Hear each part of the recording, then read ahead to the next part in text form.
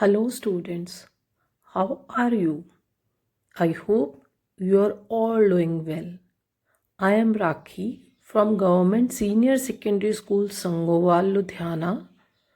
I am here with you with my new session on the topic verbs. But before I start my session, I want to ask you something. Look at the pictures carefully.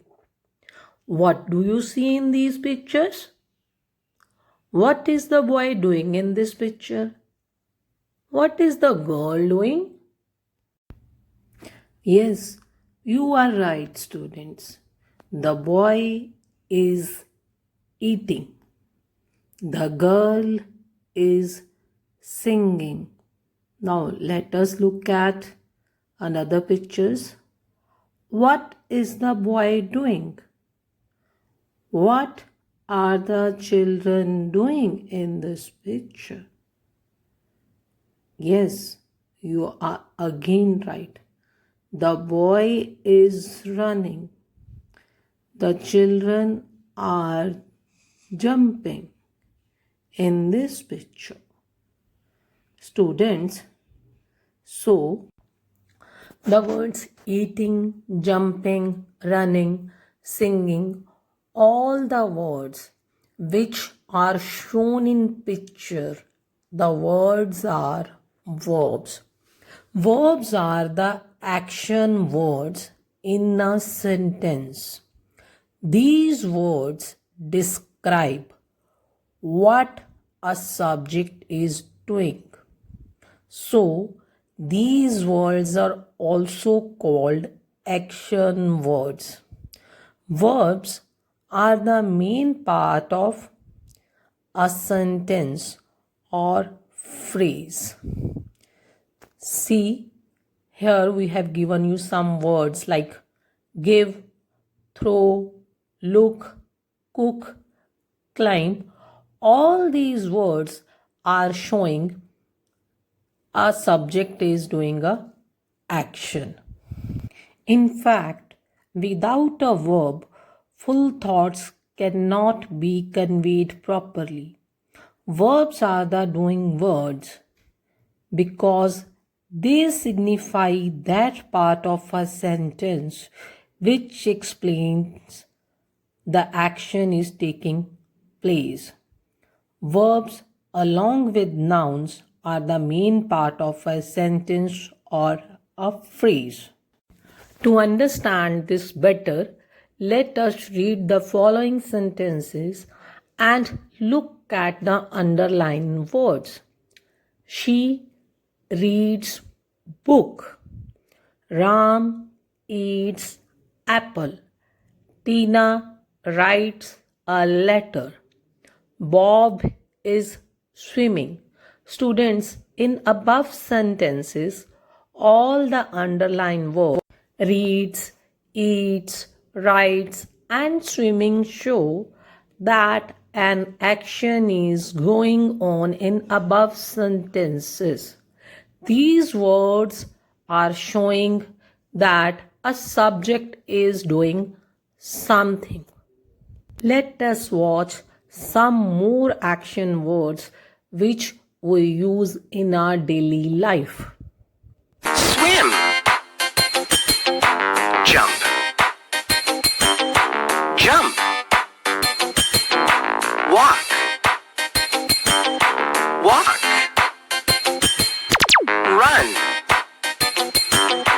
Run. Fly. Fly. Dance. Dance. Sing a song. Sing a song. Ski. Ski. Sleep. Sleep. Hug. Hug. Ride a bike. Ride a bike. Catch a ball. Catch a ball. Climb a tree. Climb a tree. Fly a kite. Fly a kite. Drive a car. Drive a car. Ride a unicycle. Ride a unicycle. Rollerblade. Rollerblade. Take a bath. Take a bath. Watch TV. Watch TV. Read a book. Read a book. Verbs perform two types of action. First, physical action, and the second one is a mental action. As we have come to know that a verb is a doing word, so a verb can express a physical action such as you can see in the picture: to swim, to write, to climb. You can see that a child is swimming in the picture and a person is writing in this picture and a kid is trying to climb the stairs. All these pictures are showing us that a form of physical activity is going on in the picture. So a verb here represents a physical action. A verb sometimes also represents a mental action. For example, to think, to guess, to consider. Students, in these words, the word think, guess, consider, all are showing a mental activity, an activity that is going on in the mind of a subject. So we can conclude from this that verbs describe what a person or thing does or what is happening. Verbs are the words that give the idea of action, of doing something. Now, when you have understood about verbs, let us try to match the pictures with the given action words. You have to match these pictures with the given action word. As action words I have given to you are write, carry, catch, and laugh. Yes, you are right, students. In the first picture, a person is carrying a box, and in the second picture, the boy is trying to catch the ball. In the third picture, a boy is laughing, and in the fourth picture, a person is writing. A verb must have specific tense: present, past, and future.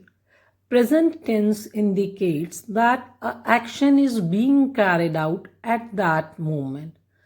Past tense means that the action has already taken place, and future tense means that action will be carried out at a later time, that would be in future. When we use verbs in sentences, we are supposed to use them in a particular manner for a particular or specific tense. And for that, we need to learn about the conjugation of verbs. To conjugate a verb means to give its four principal forms, which are present, past, past participle, and present participle. It refers to how a verb changes to show a different person, tense, time, number, or mood. Verbs are often conjugated according to their tenses. Verb tense indicates when the action is being performed.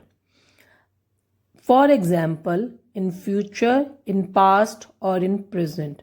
Regular verbs follow a standard pattern when conjugated according to the tense.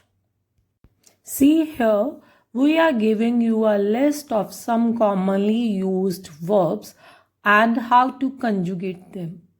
First one is act, acted, acted, and acting.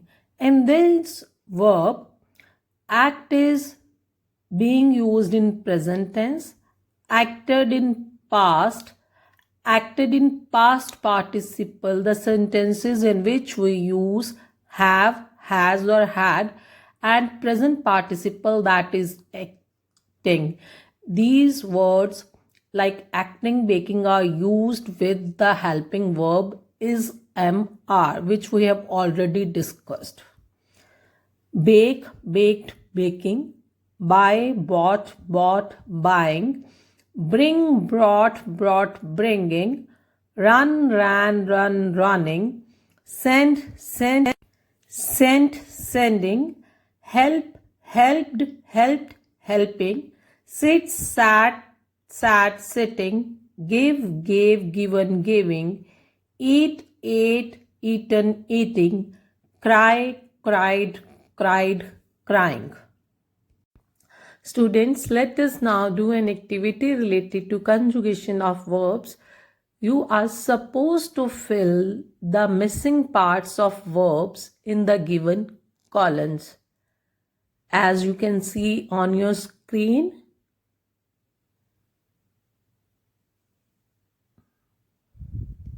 yes, students, this is the answer to the given exercise.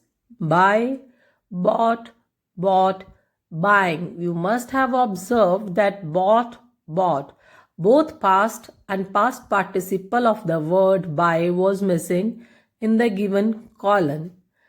Second one, catch, caught, caught, catching. Break, broke, broken, breaking. Choose, chose, chosen, choosing. Try, tried, tried, trying. Ask, asked, asked, asking. So you must have understood very well how to conjugate the verbs. Let us try to identify some verbs. Students, you are supposed to underline the correct verbs in the following sentences. First one is, the mirror broke into small pieces. Second sentence is, a river flows near our village. Third sentence is, I received a letter this evening. Fourth sentence is, the old lady hanged her coat. And the fifth sentence is, knowledge and wisdom make a man great. Students, you have to try to identify the used verb words in these sentences. In the first sentence, the word broke is a verb, so it has been underlined. In the second sentence, the word flows is a verb, and in the third sentence, the word received is a verb. In the fourth sentence, the word hanged is a verb, and in the fifth sentence, the verb make is a verb word. Auxiliary verb. An auxiliary verb is a verb that adds functional or grammatical meaning to the clause in which it appears, so as to express tense, aspect, moods, and voices of other verbs. It usually accompanies a main verb. The primary auxiliary verbs in English are be, do, and have. These are also called helping verbs or auxiliary verbs because they do not have their own meaning. They are necessary for grammatical structure of the sentence, but they do not tell us much alone. They must be accompanied by a main verb. Here is the verb to be in the different tenses with different subjects. Students, this is the most commonly used verb in English grammar. When we use it with subject I, in past tense, it is used as was. In present tense, it is used as am with subject I. And when we use it in future tense, it is used as will be. When we use it with the subject you, in past tense, it is used as were. In present tense, it is used as are. And in future tense, it is used as will be. When we use it with subjects he, she, it, in past tense, it is used as was. In present tense, it is used as is. And in future tense, it is used as will be. When we use it with plural subjects like we, you, they, in past tense, it is used as the verb were. In present tense, it is used as are. And in future tense, it is used as will be. Rules in subject verb agreements. Students, you must be familiar with the concept of subject. Usually, subject means noun or pronoun, and we have already discussed so many things about verb. But in English, basic grammar rule is to establish a relationship between subject and verb, and that relationship is that every verb must agree with its subject. It simply means that the subject and verb must agree in number. This means both need to be either singular or both need to be plural. If we use a singular subject like I, this, he, we are supposed to use a singular verb like am, is, and if we use plural subjects like we, they, we are supposed to use a plural verb that is are.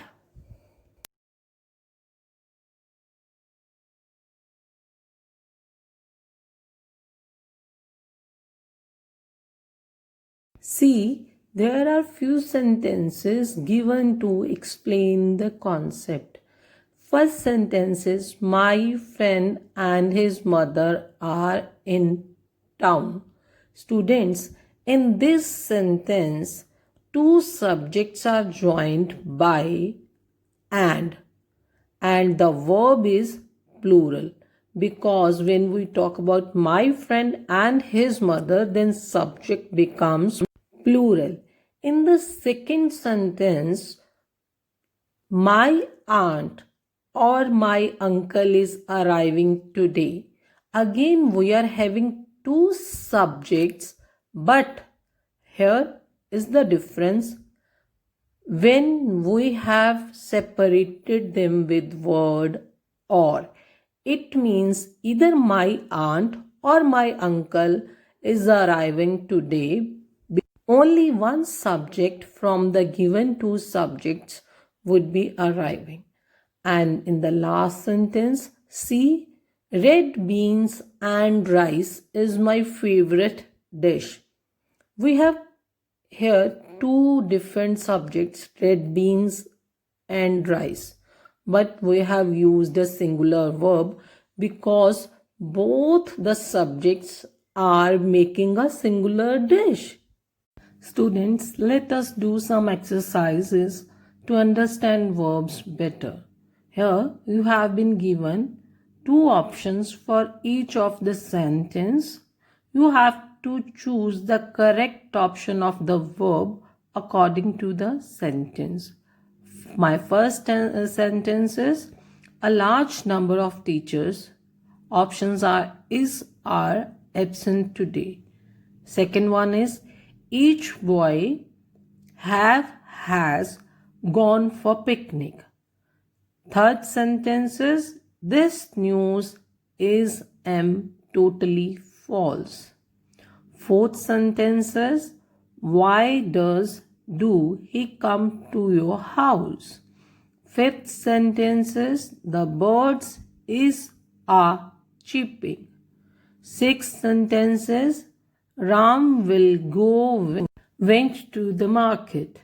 Seventh sentence is I have has two pens.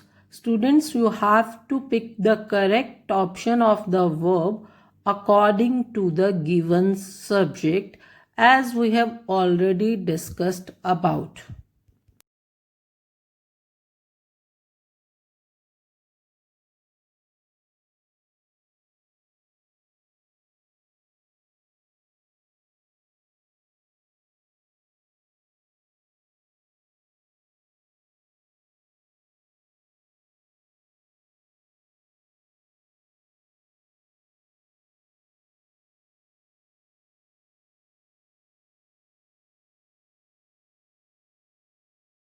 A large number of teachers are absent today. Answer to the second sentence is each boy has gone for picnic. This news is totally false. Why does he come to your house? The birds are chirping. Ram will go to the market. I have two pens. Students, you must have observed that we have chosen the verb according to the subject. If we have plural subject, we'll go with the plural verb, and if our subject is singular, we'll go with the singular verb. Let us do one another activity related to verbs. Fill the correct form of the verb in the given sentences. Students, you are supposed to fill up with the given verb, but according to the tense, you have to conjugate that. The first sentence is the school bus dash every morning at 7 a.m. You have to use the verb leave here. The second sentence is the girls dash melodiously. The verb here you have to use is sing. And the third sentence is we dash in the morning. You have to use the verb pray in this sentence. The fourth sentence is Raman dash in the park for an hour. Here you are supposed to use the verb play. And the fifth sentence is the train dash arrive late. You are supposed to use the verb arrive here. Sixth sentence is the mother dash cook food. In these sentences, you have to use the correct form of the verb.